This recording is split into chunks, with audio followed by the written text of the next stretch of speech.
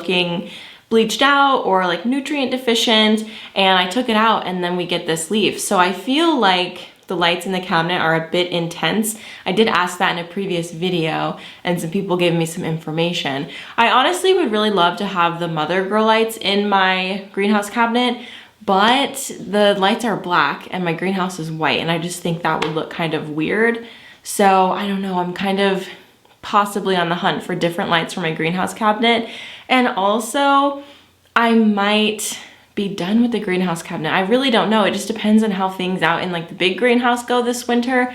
But I'm kind of feeling like I'm not gonna want that anymore inside if I have the big one outside. I might want to build like a cute little like wood display cabinet. I don't really know. I've been thinking about it a lot and I might want to switch up that situation, but it's gonna be a while because the greenhouse cabinets are so hard to get. So I'm gonna take my time to like really seriously consider all my options before I make any sort of changes. But it's been something that I've thought about, and people have actually asked me what I plan to do with the greenhouse cabinet once I have the big one done, which is reminding me, like, I feel like I should name the greenhouse, but I don't know what to name it. Anyway, Philodendron Glorious is absolutely glorious. Now, speaking of the greenhouse, I have been using a lot of tools out there, and today I wanted to highlight this tool. It's kind of covered in stuff because obviously we've been using it, but this is a 3-inch cutoff tool by DeWalt. Lots of other tool companies make a very similar tool, but it has like a 3-inch, maybe 3.5 or 3-inch blade. I don't remember. It's definitely rubbed off by now. But you can't cut things too deeply. It's really only like 1.5 inches right here, possibly 1 inch. Again, I don't remember the exact size of the blade. So it's for smaller projects and just like cutting off stuff, as the tool name suggests, cut off tool. And I first used this when I made my watering table, when I was cutting the metal shelves to be the correct length.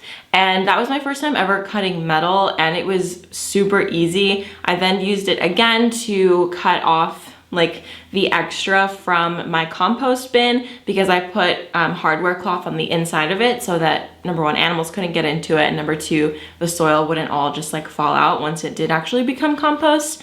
And then I used it on the greenhouse. I've been using it on the greenhouse quite a bit to cut the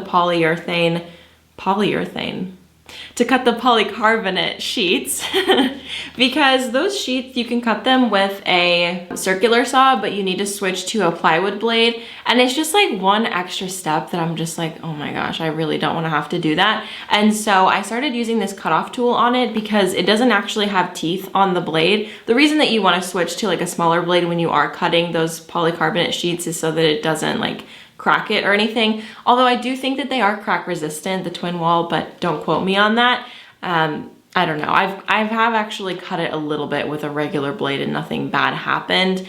But anyway, this has been really nice because there's no stress because it doesn't have teeth at all. So it just sort of like grinds through and it cuts it like butter. Like, it's amazing. And the tool is so lightweight. So it's really easy to like cut off the edge, the extra edge off of the roof, or any like quick cutting that we need to do. I really appreciate tools that are not super heavy because we do have obviously the battery pack on top of it, and some of our batteries are pretty big and heavy, so I like having a petite tool to work with. And actually I am kind of wanting to do not a tools 101 like video, but just like a intro to tools, or maybe like my tool collection and like what I use all of them for, and like maybe some tips for beginners if you are wanting to get into power tools, because power tools were super scary to me, but now I'm realizing that they are such an awesome thing to have and to be able to use.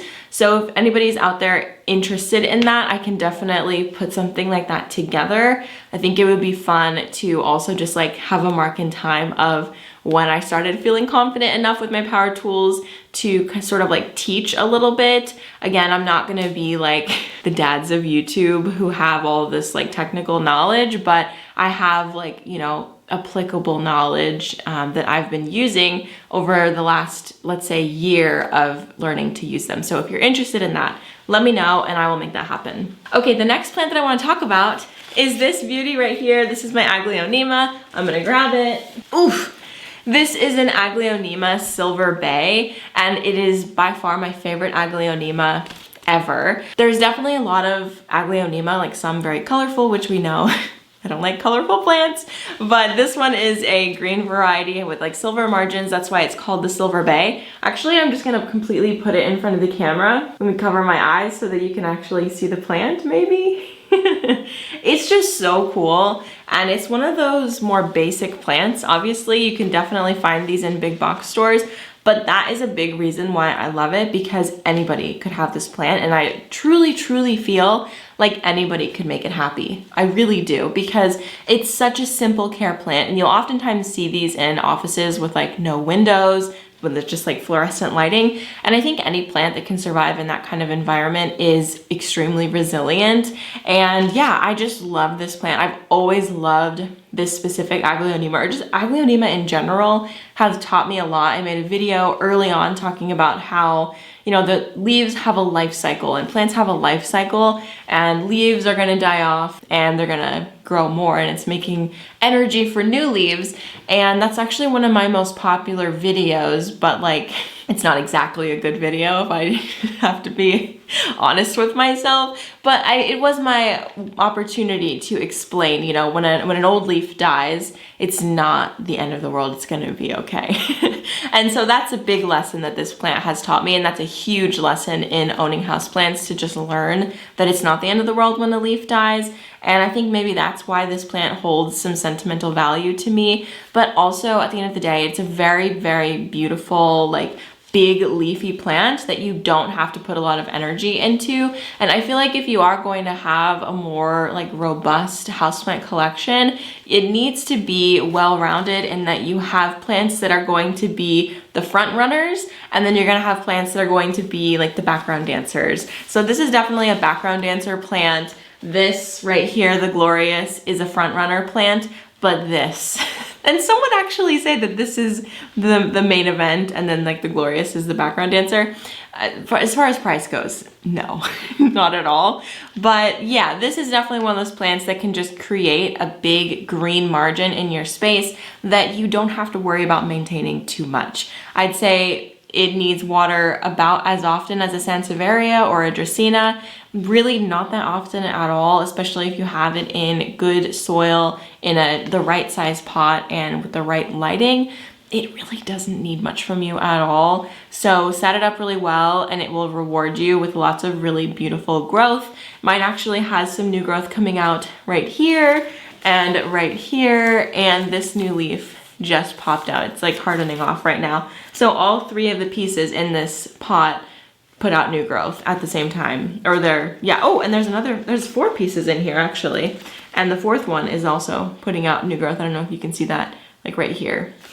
Anyway, it's just a really fun plant to grow, and one of those that you just kind of forget about, which I really enjoy having plants like this when I also have other things that are much more needy. I'm wondering why I decided to wear white jeans on this day, like literally white jeans.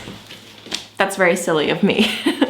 Okay, the next thing that I want to talk about is this bulb auger. Okay, so it attaches to a power drill. So this is our drill, another DeWalt drill. We like DeWalt, we're a DeWalt family. And this is from Power Planter, which is a really awesome company. I don't remember, I think maybe they're based out of Illinois.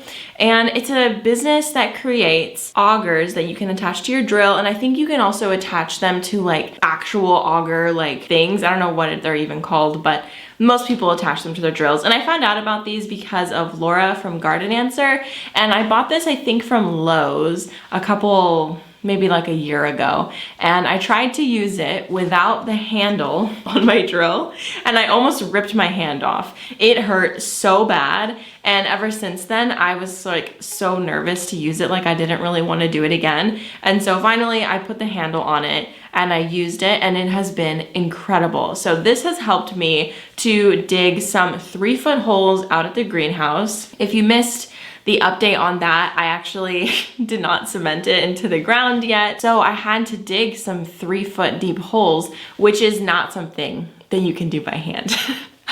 I tried and I thought that I could, but then I actually started and I was like, no, that's not gonna happen. Like that is actually really not gonna happen. So I brought this out. I remember that I had this and I was like, wait a minute. I've dug 3-foot holes before in the garden, and I used a huge 2-person auger. And then I thought to myself, well, maybe if I just